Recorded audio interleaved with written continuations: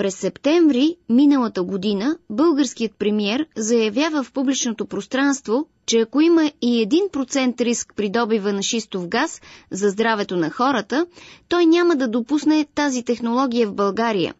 Заедно с това, Бойко Борисов възлага пред медиите на министър Нона Караджова да изготви доклад за чуждия опит, т.е. има ли или няма опасности, аварии, замърсявания, общо взето какво се случва в другите страни с така наречения фракинг или казано на разбираем език хидравличен удар, с който се извлича шистовия газ.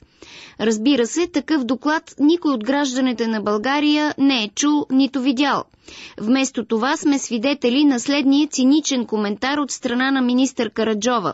Абсолютно не ме интересува какво мислят тези хора, които протестират и които нямат никакви сериозни аргументи.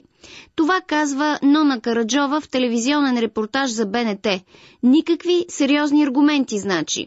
От друга страна, как да се доверим на интелектуалните и нравствени показатели на Нона Караджова за каквото и да било, след като се оказва, че директивата на Европейския съюз за екологични оценки при проучванията и добива на шистов газ у нас е престъпно променена при превода.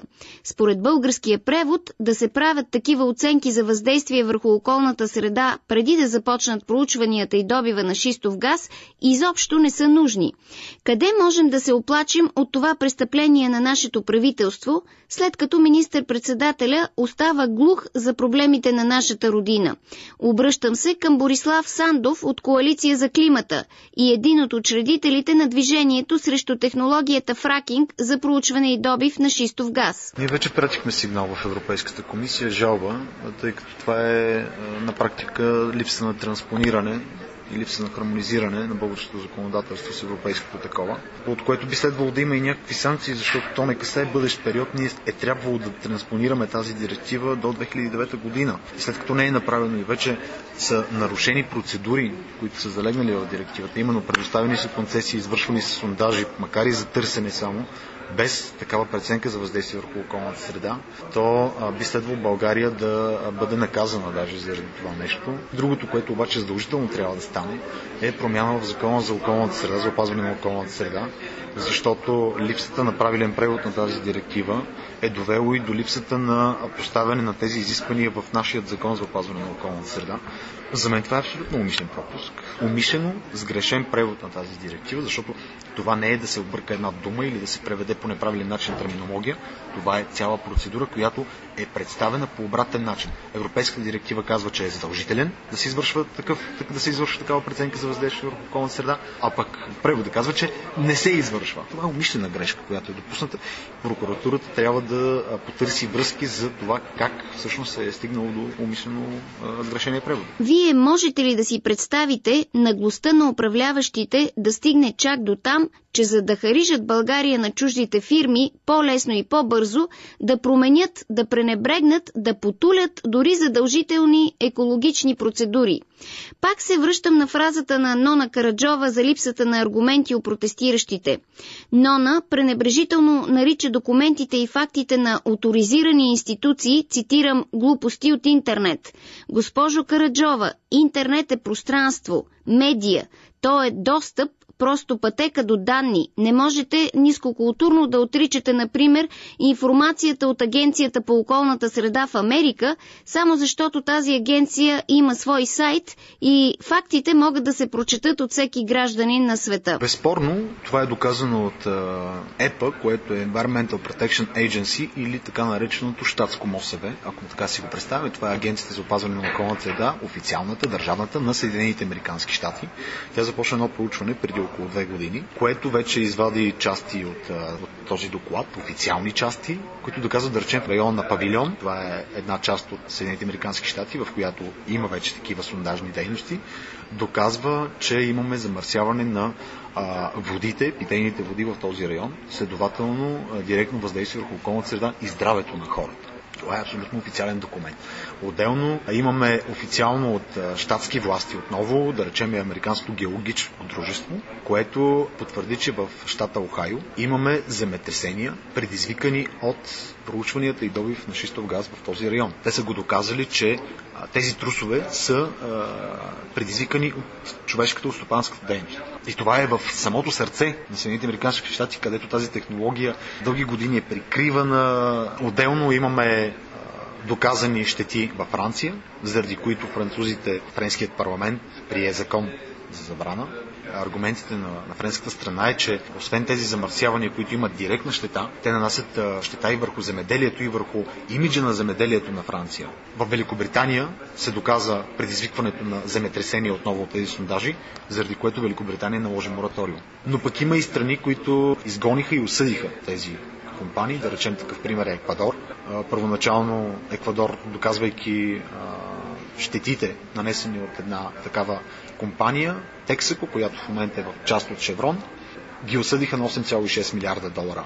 Шеврон каза, че няма да изпълни това нещо, ще обжалва докато замръзне света, след това и над леда, след което апелативният съд, заради отношението на компанията към съдебния процес и към суверенитета на тази страна, постанови двойно увеличение и вече Еквадор търси санкция от компанията Шеврон в размер на 18 милиарда долара. В Индонезия компании нанесоха щети, Южна Африка забрани също фракинга. В най-скоро време, аз съм почти убеден, вече започна да се случва локално на петна в Германия, но съм убеден, че страната Германия също ще стигне до там, което автоматично, ако Германия, Франция и Англия вече имат регулация в тази насока, то при всички положения това ще доведе до регулация на ниво Европейски съюз. Съвсем наскоро една германска телевизия излъчи свое разследване, където Ексон убеждават германската общественост, че 100% контролират вероятностите за аварии.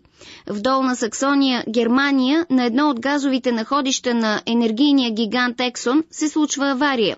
Тръбопровод, по който се движи отровна течност, пълна с химикали, се поврежда.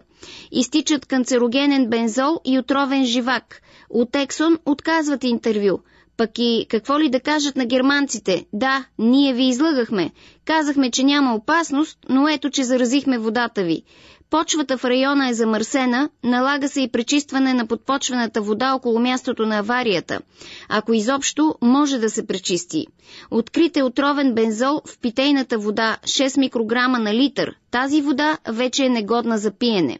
За сведение, доказано е, че бензолът е изключително вредно съединение, което предизвиква рак и левкемия в човешкия организъм. В крайна сметка, Ексон официално признава за злополуката. И какво от това? Авариите продължават. Германската телевизия продължава да излъчва информация за още и още злополуки. И на друго находище отново са намерени отровни химикали в почвата на района. Коментарите на германските специалисти са, че замърсяването явно е обичайно явление при тази технология. Обществото е скандализирано, властите едва сега разбират какви размери придобива този проблем и Германия е на път да промени решенията си за шистовия газ. Защото хората в района на добивите вече имат открит бензол в кръвта си. Какво правим ние, наблюдавайки чуждият опит? Половин година ние говорим за шистовия газ, за това какви са рискове, какво се случва, чуждия пример и така нататък. Българското правителство няма законодателна инициатива дори да въведе терминологията шистов газ в България. Не може да се говори половин година. Да е ясно, че си говорим за залежи на шистов газ. Да е ясно, че си говорим за сондаж за търсене и проучване на шистов газ. И още да липсва българското законодателство думата шистов газ. Това е абсурдно. И просто показва едно тотално неглижиране и опит за бламиране, за изоставяне, някакси за претупване на целия процес. Опит за забравяне даже на този въпрос. А това няма как да стане. И обратно пропорционално на неглижирането на този въпрос от българското правителство нараства гражданското движение, гражданската, даже бих казал, нетърпимост. Гражданско движение ли? Питайте Нона Караджова какво мисли за гражданското ви движение, драги протестиращи. Казва, че сте около 15 човека и то без аргументи. Какъв по-сериозен аргумент от бензол в кръвта на живеещите около сондите в Германия? У нас в законодателството липсва такъв термин шистов газ, но за това пък 1/3 от страната ни е раздадена за сондиране. И понеже непрекъснато ни дават за пример Полша, колко е модерна и как ще добива непрекъснато шистов газ, то вече се появяват статии в полските медии озаглавени «Шистовият газ – път към просперитета» или «Пътека към гибелта, към разрухата». Нона Караджова и Трайчо Трайков, разбира се, отричат филма «Газленд», но има и други документални филми, получили награди и отличия за високо обществено значение. Например, филма «Сплит Естейт», където един местен жител, съсед на сондите, показва обема на замърсяването с бензол или бензен, както е другото име на тази отрова, като запалва планинския поток с кибрид. Във филма са документирани и много хора, живеещи в района, които са вече болни и се борят за своето здраве и за здравето на своите деца. Авторите са известни документаристи, работили за големи телевизии като ABC, HBO, National Geographic, CBS и други значими американски медии. И знаете ли как авторите на филма решават да направят този филм? Това се случва след като разбират за историята на една жена, Лаура Еймъс, която е развила много рядък вид рак, причинен именно от дейността на газовата сонда, разположена на нейната земя. Тогава авторите на филма документират и множество други хора, отровени от химикали. Това са документи, госпожо Караджова, свидетелства на хора, медицински факти. Не ги наричайте просто глупости от интернет. Аз вече не говоря за рискове, говоря за директни щети, тъй като се вижда, че самите компании казват, 1 на 20 сондажа дава дефект. В Маунт-Баланжа, където е хоризонта, водоносния хоризонт, той е еднороден. Замърсяване в една част на него замърсява целия хоризонт. Ако там се изградят 30 сондажа, а те ще са много повече, ако започнат концесиите реално, имаме със сигурност замърсяване на Маунт-Баланжа. Имаме със сигурност замърсяване на единствения водоносен източник в Добруджа. В Добруджа няма реки. Има една река, казва се Сухата река, и тя има дебит само през зимата, когато валят дъждове и когато има някакво снеготопене. През лятото реки в Добруджа няма. Цялата вода за нашето зърно идва от водоносния хоризонт Маунт-Баланж. Един сондаж може да го замърси. Многократно от Организацията срещу добива на шистов газ у нас подчертават, че водоносният пласт в Добруджа е непрекъсваем, общ и че една единствена авария е достатъчна, за да се изтрови половин България. И не само това. Огромна част от зърното ни се добива в Добруджа. Ние тъпчем собствената си национална сигурност, подлагайки на голям риск чистотата на земеделието си.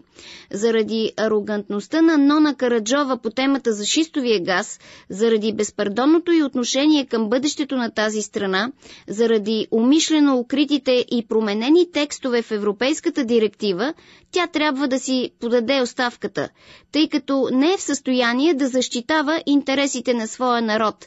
Тя, в крайна сметка, не е министър на Шеврон, а на българските граждани. Или се лъжем?